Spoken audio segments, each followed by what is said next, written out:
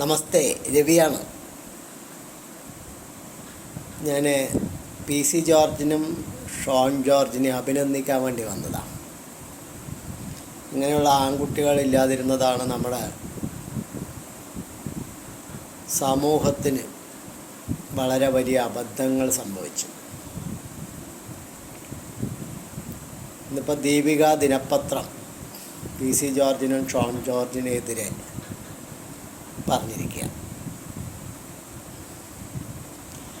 Deepika പത്രത്തിന് Sean ജോർജിനെയും PC ജോർജിനെയൊക്കെ പറയാൻ എന്താണ് അതിൻ്റെ യോഗ്യത എന്നാലോചിക്കുക. പാരീസ് അബൂബക്കറിൻ്റെ ഫണ്ടിൽ പ്രവർത്തിച്ചതാണ് കുറേ കാലം ദീപിക ദിനപത്രം. ക്രിസ്ത്യൻ സമൂഹത്തിന് വേണ്ടി നിലകൊള്ളുന്നു എന്നാണ് പറയുന്നത്. ക്രിസ്ത്യൻ സമൂഹത്തിന് വേണ്ടിയിട്ട് ഈ പിതാക്കന്മാർ തന്നെ നിലകൊള്ളുന്നുണ്ടോ? അങ്ങനെ വെച്ചാൽ മുനമ്പത്തിന് വേണ്ടിയിട്ട് ഇവരാരെങ്കിലും സമരം ചെയ്തിട്ടുണ്ടോ? അപ്പോൾ ഇവർ ആർക്ക് വേണ്ടിയിട്ടാണ് നിലകൊള്ളുന്നത്? വഖഫിന് വേണ്ടി നിലകൊണ്ട കോൺഗ്രസ്സിനും CPM-നും വേണ്ടിയിട്ടാണ്. അപ്പോൾ ക്രിസ്ത്യൻ സമൂഹത്തിന് വേണ്ടിയിട്ട് നിലകൊള്ളുന്നുണ്ട് അവർ. വഖഫ് ക്രിസ്ത്യൻ സമൂഹത്തിൻ്റെ എത്ര സ്ഥലം പിടിച്ചെടുത്തിട്ടുണ്ട്? മുനമ്പം പ്രത്യക്ഷ ഉദാഹരണം. അതിന് പുറമെ എത്രയോ. അതുപോലെ തന്നെ പാലാപിതാവ് ഒരിക്കൽ പറഞ്ഞ ലവ് ജിഹാദ്, അന്ന് പാലാപിതാവിനെതിരെ തീവ്രവാദികൾ ഒന്നടങ്കം പോയപ്പോൾ അവളെ രക്ഷപ്പെടുത്താൻ പോയത് BJP-യിലെ RSS-ലെയും സഹോദരന്മാരാണ്. അപ്പോൾ ഇത് ക്രിസ്ത്യൻ സമൂഹത്തിനറിയാം. പക്ഷേ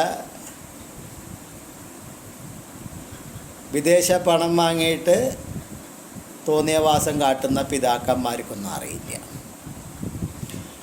വിദേശ പണം വാങ്ങിയിട്ട് അവരുടെ സമൂഹത്തിന് ഉന്നമനത്തിലേക്ക് നയിക്കാൻ വേണ്ടിയിട്ട് ചെയ്യുന്നതിന് വേണ്ടിയിട്ട് നിലകൊള്ളുന്നതാണെങ്കിൽ അവർ FCRനെ എതിർക്കേണ്ട ആവശ്യമില്ല. എന്നുവെച്ചാൽ യഥാർത്ഥത്തിൽ സമൂഹ സേവനത്തിന് വേണ്ടിയിട്ട് ഫണ്ട് ശേഖരിക്കുന്നവരെ ആ നിയമ ഭേദഗതിയിൽ ഒന്നും തന്നെ ചെയ്യുന്നില്ല. അപ്പോൾ അവരെന്തോ നിയമവിരുദ്ധമായിട്ട് ചെയ്യുന്നുണ്ടെന്നല്ല അതിൻ്റെ അർത്ഥം. തീവ്രവാദികളെ പിടിക്കാൻ വേണ്ടിയിട്ടാണ് ആ നിയമ ഭേദഗതി കൊണ്ടുവരുന്നത്. അപ്പോൾ ഈ തീവ്രവാദത്തിന് ഇവരും സഹായിക്കുന്നുണ്ട് എന്നല്ല അതിൻ്റെ തെളിവ്. അല്ലെങ്കിൽ ഇവർ ആ ബില്ലിനെ ഭയപ്പെടേണ്ട കാര്യം എന്താ? ഇവർ ജനറ്റിക്കലി നമ്മുടെ കോൺഗ്രസിൻ്റെ സപ്പോർട്ടേഴ്സാണ്. കോൺഗ്രസിൻ്റെ സപ്പോർട്ടേഴ്സ് മുഴുക്കെ കള്ളപ്പണത്തിൻ്റെ ആൾക്കാരാണ്. അല്ലെങ്കിൽ കോൺഗ്രസ്സിനെ ഇപ്പോൾ ആരും സപ്പോർട്ട് ചെയ്യില്ല. എന്നുവെച്ചാൽ രാഷ്ട്രത്തിന് വേണ്ടി നിലകൊള്ളുന്നവർ മോദിജിയുടെ കീഴിൽ ഒന്നിച്ചാടി നിരന്നിരിക്കുകയാണ്. സ്വന്തം കീശയുടെ ലാഭം നോക്കുന്നവർ, ഈ പള്ളിയിൽ അച്ഛന്മാരെ പോലുള്ളവർ മാത്രമേ ഇപ്പോൾ കോൺഗ്രസിൻ്റെ പിറകിലുള്ളൂ. വിദേശത്തുനിന്ന് വരുന്ന പണങ്ങൾ ചിലപ്പോൾ ഈ കോൺഗ്രസിനെ പോലുള്ള പ്രസ്ഥാനങ്ങൾക്ക് പോലും വകമാറ്റി കൊടുക്കുന്നുണ്ടോയെന്ന് സംശയിക്കേണ്ടിയിരിക്കണം ഈ അച്ഛന്മാരെ സംബന്ധിച്ചിടത്തോളം. അല്ലെങ്കിൽ ഇവരിങ്ങനെ FCRനെ പേടിക്കേണ്ട ആവശ്യമില്ല. നമ്മുടെ മടിയിൽ കനമില്ലെങ്കിൽ നമുക്ക് വഴിയിൽ ഭയക്കേണ്ട കാര്യമില്ലല്ലോ. അപ്പോൾ ഇവരുടെ മടിയിൽ എന്തൊക്കെയോ കനമുണ്ട്. പക്ഷേ എനിക്കൊരു എതിർപ്പുള്ളതെന്ന് വെച്ചാൽ ഈ അരമന നിരങ്ങാൻ പോകുന്നത് BJP നേതാക്കന്മാർ എന്തിനാണ് നിരങ്ങാൻ പോകുന്നതെന്നുള്ളതാണ്. ജനസേവനം ചെയ്താൽ തനിയെ വോട്ട് വരുന്നു. അത് ക്രിസ്ത്യൻ ആയാലും മുസ്ലിം ആയാലും ഹിന്ദു ആയാലും അവരുടെയൊക്കെ വോട്ട് വരും. പിന്നെ കുറേ മുസ്ലിംസിനെയും ക്രിസ്ത്യൻസിനെയൊക്കെ ന്യൂനപക്ഷങ്ങളെ അങ്ങനെ കൊന്നടക്കം രാജ്യത്തുനിന്ന് അടിച്ചു ഓടിക്കും BJP എന്നൊക്കെ പറഞ്ഞിട്ട് ഇവിടുത്തെ മാധ്യമങ്ങളും UDF LDF കൂടെ ഭീഷണിപ്പെടുത്തിയത് കൊണ്ടാണ് ന്യൂനപക്ഷങ്ങൾ BJPക്കെതിരെ നിൽക്കുന്നത്. കേരളത്തിൽ മാത്രമേ ഉള്ളൂ അത്. അതിൻ്റെ പ്രധാന കാരണം എന്ന് പറഞ്ഞു വെച്ചാൽ കേരളത്തിലെ മാധ്യമങ്ങളാണ്. മാധ്യമ സംസ്കാരം കൂടുതലുള്ളൊരു സംസ്ഥാനമാണ് കേരളം. മാധ്യമങ്ങൾ എന്ത് പറയുന്നു അത് സത്യമാണെന്ന് വിശ്വസിക്കണം. പക്ഷേ മാധ്യമങ്ങൾ ഹിഡൻ അജണ്ടയോടെ പ്രവർത്തിക്കണം. അതിനും കാരണം ഇത് തന്നെ. വിദേശത്തുനിന്ന് വരുന്ന തീവ്രവാദ ഫണ്ട് ഒരുപാട് ഈ മാധ്യമങ്ങൾക്ക് ലഭിക്കുന്നുണ്ടെന്നുള്ളത് ഞാൻ കാലങ്ങളായി പറഞ്ഞുകൊണ്ടിരിക്കുന്ന. അവിടെ കേന്ദ്ര സർക്കാരിന് പരാജയം സംഭവിച്ചിട്ടുണ്ട്. ഒരിക്കൽ ഏഷ്യാനെറ്റ് ന്യൂസും മീഡിയ വണ്ണും 2 ദിവസത്തേക്ക് കള്ളം പ്രചരിപ്പിച്ചു എന്ന് പറഞ്ഞിട്ട് 2 ദിവസം അടച്ചിട്ടു. പക്ഷേ ഈ 2 ദിവസമല്ല അടച്ചിട്ടുണ്ട്. കേരളത്തിലെ മാധ്യമങ്ങൾ 150% ഉറപ്പോട് കൂടിയിട്ട് ഞാൻ പറയുകയാണ്, അത് വിദേശ ഫണ്ട് അനധികൃതമായിട്ട് സ്വീകരിക്കുന്നുണ്ട്, അതിൻ്റെ മേലെയാണ് പ്രവർത്തിക്കുന്നത്. അത് ശരിക്കും CBI, NIA, ED ഈ മൂന്നും കൂടെ ഒരു സംയുക്ത റെയ്ഡ് നടത്തിയാൽ അത് വ്യക്തമാവും. അതിന് തയ്യാറാവണം. അത് സുപ്രീം കോടതിയിൽ പോയിട്ട് 2 ദിവസത്തെ സസ്പെൻഷൻ മാറ്റിയത് മാതിരി മാറ്റത്തക്ക വിധത്തിലുള്ള ഒരു ഇതായിരിക്കരുത്. സമ്പൂർണ്ണ തെളിവോട് കൂടിയിട്ട് ഇവരെ അടച്ചു പൂട്ടണം. യഥാർത്ഥത്തിൽ സത്യം പറയുന്നവർ മതി ഇന്ന് മാധ്യമങ്ങളായിട്ട്. അല്ലാതെ വല്ല പാർട്ടിക്കും വിടുപണി ചെയ്യാൻ വേണ്ടിയിട്ട് തീവ്രവാദ ഫണ്ട് വാങ്ങുന്ന മാധ്യമങ്ങളായിട്ട് നിലകൊള്ളണ്ട. ഇപ്പോൾ പിതാക്കന്മാർ, സഭയുടെ പിതാക്കന്മാർ യഥാർത്ഥത്തിൽ പിതാക്കന്മാരായി പ്രവർത്തിച്ചോട്ടെ. രാഷ്ട്രീയ നേതാക്കളായിട്ട് പ്രവർത്തിക്കാൻ ആ പിതാക്കന്മാരെ രാഷ്ട്രീയക്കാരായിട്ട് തന്നെ കാണാൻ പറ്റുന്ന PC ജോർജും ഷോൺ ജോർജും പറഞ്ഞ മാതിരി അവിടെ അങ്ങനെയാണ് നോക്കേണ്ടത്. നമ്മൾ ഈ വി മുരളീധരൻ ഇന്നിപ്പോൾ ഷോൺ ജോർജിൻ്റെയും PC ജോർജിൻ്റെ അഭിപ്രായത്തിന് ഞാൻ മറുപടി പറയുന്നില്ല എന്നാണ് പറയുന്നത്. എന്തിനാ ഈ സഭ നിരങ്ങികളെയൊക്കെ കൊണ്ട് നടക്കുന്ന BJPക്കാരെന്നാണ് ഞാൻ ആലോചിക്കുന്നത്. ഒരു കാര്യം, വി മുരളീധരനായാലും ശരി, അരമന നിരങ്ങാൻ പോകുന്ന BJPയുടെ നേതാക്കന്മാരായാലും ശരി, അവർക്ക് ഒരു മുന്നറിയിപ്പ് തരികയാണ്. ഞാൻ BJP മെമ്പറാണ്. എന്നെപ്പോലെ അനവധി ആൾക്കാർ ഈ അരമന നിരങ്ങാൻ പോകുന്ന, അരമന മാത്രമല്ല, സുകുമാരൻ നായരെ പോലെയും വെള്ളാപ്പള്ളി നടേശനെ പോലെയും സമുദായ നേതാക്കന്മാരുടെ ആസനം താങ്ങാൻ പോകുന്ന ഒരു നേതാക്കന്മാർ ഈ പാർട്ടിയിൽ വേണ്ട എന്നുള്ള അഭിപ്രായക്കാരാണ്. നിങ്ങൾ പോയാൽ ചില നേതാക്കന്മാരെ പോവുള്ളൂ. പക്ഷേ ഞങ്ങളെപ്പോലുള്ളവർ എതിർത്ത് കഴിഞ്ഞാൽ അണികൾ അങ്ങനെ പോവും. അതിൽ കുറച്ച് റെസ്പെക്റ്റ് തോന്നുന്നത് എനിക്ക് രാജീവ് ചന്ദ്രശേഖരനെ പോലെ. അദ്ദേഹം ഇവരെയും താങ്ങാൻ പോകുന്നില്ല. പിന്നെ ഒരു ചില പ്രഷർ കാരണമാണ് മറ്റേ ഛത്തീസ്ഗഡിലെ പ്രശ്നത്തിന് പോലും അദ്ദേഹം ഷോൺ ജോർജിനെ, അനൂപ് ആൻ്റണീനെയൊക്കെ പറഞ്ഞേക്കേണ്ടി വന്നു. അത് അദ്ദേഹത്തിൻ്റെതാണെന്ന് എനിക്ക് തോന്നുന്നില്ല. എന്ന് വെച്ചാൽ അദ്ദേഹം വികസനത്തിൻ്റെ മാതൃക മാത്രം പറയുന്ന ഒരു നേതാവാണ്. അതുതന്നെയാണ് നമുക്ക് ആവശ്യം. നമുക്ക് സമുദായത്തിനെയോ അതിനെയൊന്നും പറയേണ്ട ആവശ്യമില്ല. പക്ഷേ ഈ സമുദായങ്ങൾ മുഴുവൻ നിലകൊള്ളുന്നത് BJPക്കെതിരെ നിൽക്കുന്നതിന് കാരണം ഇത് തന്നെയാണ്. അനധികൃതമായിട്ടുള്ള പരിപാടികൾ നടത്തുന്ന എല്ലാവരും BJPനെ എതിർക്കും. അത് സഭകളായാലും ശരി, മാധ്യമങ്ങളായാലും ശരി, LDF, UDFനെ പോലുള്ള രാഷ്ട്രീയ പാർട്ടികളായാലും ശരി, അവരെതിർക്കുന്നതിന് കാരണം ഇത് തന്നെ. 2014 മോദിജി അധികാരത്തിൽ വന്നതിൻ്റെ പിറ്റേ ദിവസം തന്നെ, അതായത് വരും എന്ന് കണക്കാക്കിയിട്ട് ഞാനൊരു നോട്ടീസ് അടിച്ച് വിതരണം ചെയ്തിരുന്നു.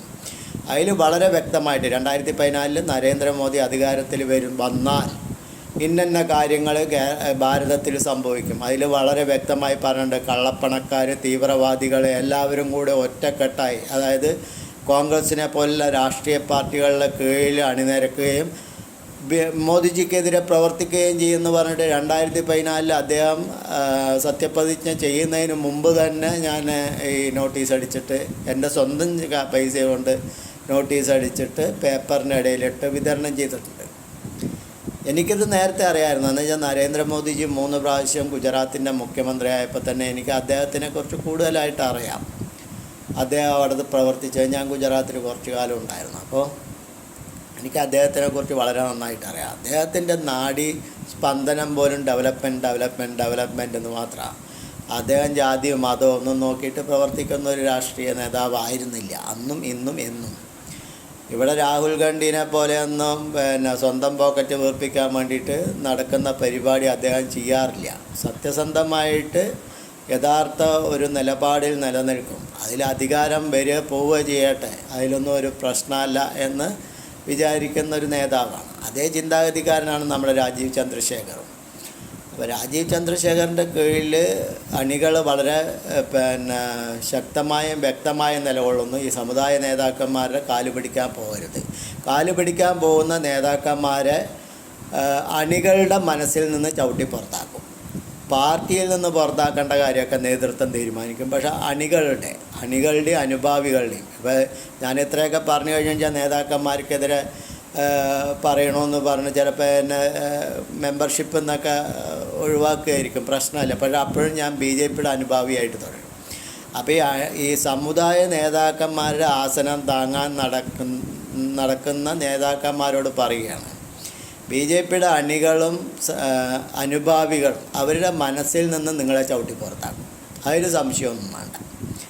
സത്യമായിട്ട് പറയുകയും ഈ വക അരമന പിതാക്കന്മാരുടെ ആസനം താങ്ങാൻ നടക്കുന്ന നേതാക്കന്മാരും ബി ജെ പിയിൽ വേണ്ട എന്നുള്ളത് തന്നെയാണ് അണികളിലെ ശക്തമായ. അതിപ്പോൾ എത്രയോ കാലങ്ങളായിട്ട് എന്നെപ്പോലെ തന്നെ ആൾക്കാർ പറഞ്ഞുകൊണ്ടിരിക്കുന്നുണ്ട്. ബി ജെ പിയിലെ അനുഭാവികളായിട്ടുള്ള, അതായത് രാജ്യത്തിനെ സ്നേഹിക്കുന്നവർ. മനുഷ്യന് വേണ്ടി പണിയെടുക്കുമ്പോൾ എന്തിനാണ് ഈ സമുദായ നേതാക്കന്മാരുടെ ആസനം താങ്ങാൻ പോകണം? മനുഷ്യന് വേണ്ടി പണിയെടുത്തു വെച്ചാൽ എല്ലാ മനുഷ്യ വിഭാഗങ്ങളും തനിയെ വോട്ട് വന്ന് നേടും.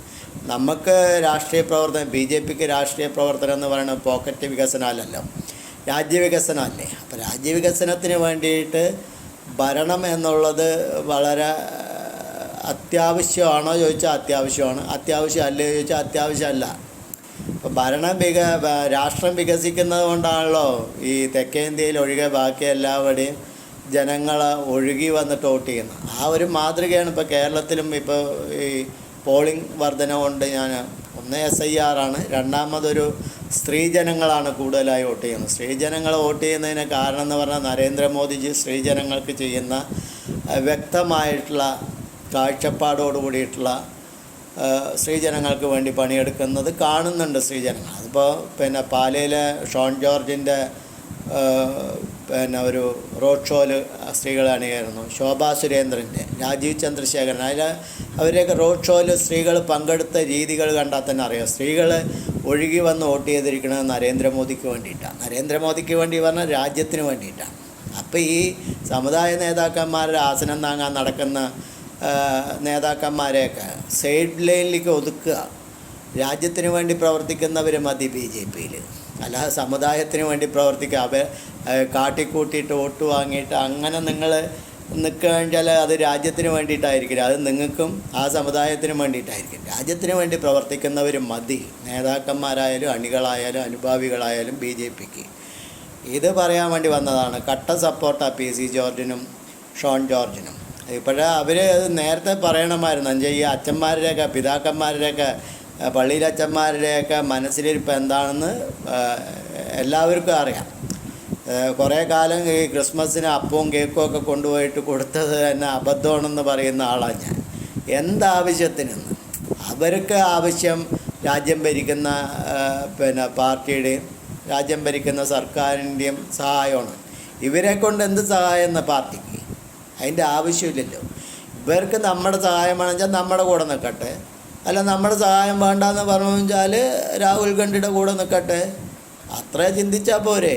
ഇനി എന്തായാലും രാഹുൽ ഗാന്ധി മരിക്കുന്നവരെ പ്രധാനമന്ത്രിയാവുന്നത്, ഭാവി പ്രധാനമന്ത്രി എന്ന് പറഞ്ഞിട്ട് ജീവിക്കുന്നല്ലാതെ ഒരു കാലത്ത് ഇന്ത്യയുടെ പ്രധാനമന്ത്രി. അപ്പോൾ ഇവർക്ക് ആവശ്യം നമ്മളെയാണ്, അല്ലാതെ നമുക്ക് ആവശ്യം ഇവരെ അല്ല. ക്രിസ്ത്യൻ സഹോദരന്മാരും മുസ്ലിം സഹോദരന്മാരും രാജ്യത്തിനെ സ്നേഹിക്കുന്നവർ ബി ജെ പിക്ക് വോട്ട് ചെയ്യും. അതിന് അരമന നിരങ്ങാനും മൊല്ലാക്കന്മാരുടെ ആസനം താങ്ങാനും സുകുമാരൻ നായരെ വെള്ളാപ്പള്ളി നടേശൻ്റെ പോലെ ഉള്ള സമുദായ നേതാക്കന്മാരുടെ കാല് പിടിക്കാനൊന്നും പോകേണ്ട കാര്യമില്ല. അവർ ഇപ്പോൾ ഹിന്ദുക്കൾ എന്തിനാ ബി ജെ പിക്ക് വോട്ട് ചെയ്യണം? വെള്ളാപ്പള്ളി നടേശൻ LDFൻ്റെ വോട്ട്, സുകുമാരൻ നായർ UDFൻ്റെ കൂടെയാണ്. എന്നിട്ടും ഹിന്ദുക്കൾ എന്തുകൊണ്ടാണ് വോട്ട് ചെയ്യുന്നത്? അപ്പോൾ ഇവർ പറഞ്ഞിട്ടൊന്നുമല്ല ജനങ്ങൾ വോട്ട് ചെയ്യണം. ജനങ്ങൾ വോട്ട് ചെയ്യുന്ന അവർക്ക് നല്ലത് ആരാണോ ചെയ്യുന്നത് അവർക്ക് വോട്ട് ചെയ്യും. അതിന് പിതാക്കന്മാരോ വല്ലാക്കന്മാരോ സുകുമാരൻ നായരോ വെള്ളാപ്പള്ളി നടേശനോ ഒന്നും ഇതല്ല. ഇത് മനസ്സിൽ വെച്ചുകൊണ്ട് നടക്കുന്ന നേതാക്കന്മാർ വിഡ്ഢികളാണ്. ആ വിഡ്ഢികൾ ഈ രാഷ്ട്രീയ പ്രസ്ഥാനത്തിന് വേണ്ടാന്ന് അങ്ങോട്ട് തീരുമാനിച്ചാൽ പോരെ. അപ്പോൾ ഇത് പറയാൻ വേണ്ടിയിട്ടാണ് ഈ രാവിലെ തന്നെ ഞാൻ വന്നത്. നന്ദി, നമസ്കാരം, ജയ് ഹിന്ദ്.